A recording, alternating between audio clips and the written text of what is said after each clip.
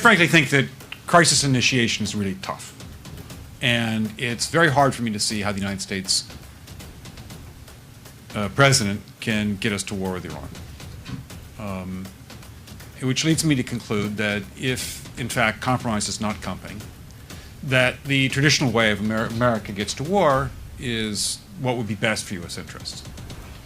Some people might think that Mr. Roosevelt wanted to get us into World War II, as David mentioned. You may recall we had to wait for Pearl Harbor. Some people might think Mr. Wilson wanted to get us into World War I. You may recall he had to wait for the Lusitania episode. Some people might think that Mr. Johnson wanted to send troops to Vietnam. You may recall we had to wait for the Gulf of Tonkin episode.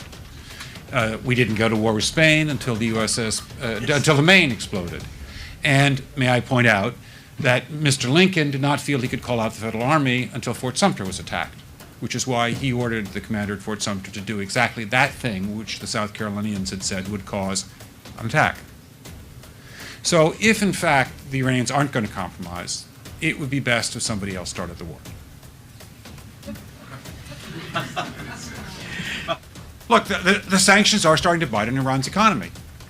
And we are going to learn before too long how much priority the Supreme Leader places on that. And we will find that out. I don't know. But I would just like to suggest that one can combine other means of pressure with sanctions. I mentioned that explosion on August 17th. We could step up the pressure. I mean, look, people, Iranian submarines periodically go down. Someday one of them might not come up. Who would know why? We can do a variety of things if we wish to increase the pressure. I'm not advocating that, but I'm just suggesting that this is not a either-or proposition of, it's just sanctions has to succeed or other things.